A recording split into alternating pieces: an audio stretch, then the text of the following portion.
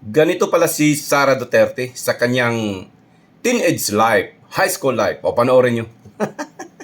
Panoorin nyo kasi sabi ni Hero Madriaga, spoiled brat.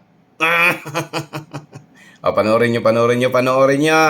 Natin kilalanin si Mayor Sara noong siya naman ay nasa high school dito sa Philippine Women's College sa Davao City. Alamin natin ang high school life ng alkalde sa kwento ng kanyang naging guro sa isang special segment na nilikha ng Ituloy ang Pagbabago Movement o IPM. Ito ay ang Yan si Inday. Panoorin po natin.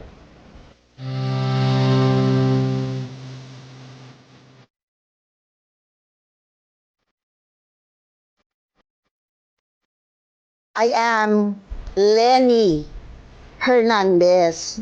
I used to teach at Philippine Women's College of Davao. 28 years ako naging teacher. Mayor Inday Sara was my student before in high school, first year English and fourth year English.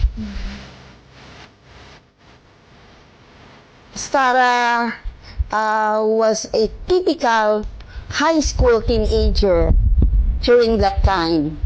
Meaning, she enjoyed her high school life so much because she had her friends with her, mayaman at mahirap. I'd like to take note of that. Hindi talaga siya namimili ng kaibigan. Nakita ko talaga kay Sara nung nasa high school siya. Siya ay isang taong very humble, unassuming, never a spoiled brat. You know, ano na kasi yung mayor na that time, ang father niya. Pero never niyang ginamit ang posisyon ng father niya to influence us o kaya'y maghingi ng pabor. Ma'am, taasan mo yung grado. Ma'am, i-consider mo itong answer. Never ganon si Sara. Never. She was very humble. She respected us teachers. Minsan napapagalitan din ng konti because of her little mischief. But, hindi siya nagtatanim ng galit.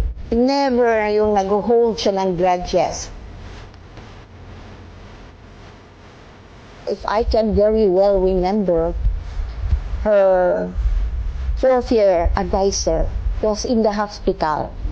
Now, my best friend, madaling araw siyang pumunta para magdala ng tulong sa kanyang high school teacher.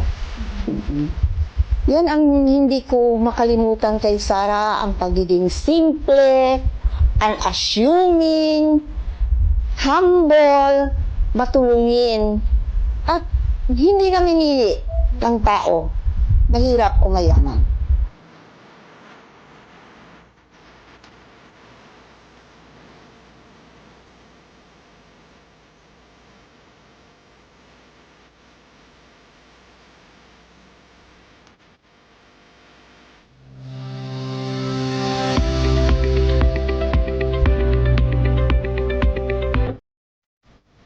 Honestly speaking, hindi namin yun inisip.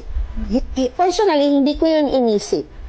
Kasi nga, parang detached naman siya sa, low profile naman siya sa, ng father niya as a politician. Siyempre, we as teachers, we always believe that we cannot predict the success of our students in the future. What we do believe is each child has his own time for blooming. Mayroong mga tinatawag nating mga late bloomers. Ang Sara is one of those late bloomers. And I am here to encourage her to be a good influence sa sambayanang Pilipino. Ang masasabi ko, lumipad ka, Agila.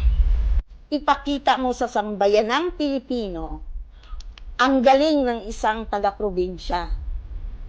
Hayaan mo yung nanlalait o naninira sa'yo. Ipakita mo ang bukal at serbisyong totoo. I think she will be the Vice President. And she will really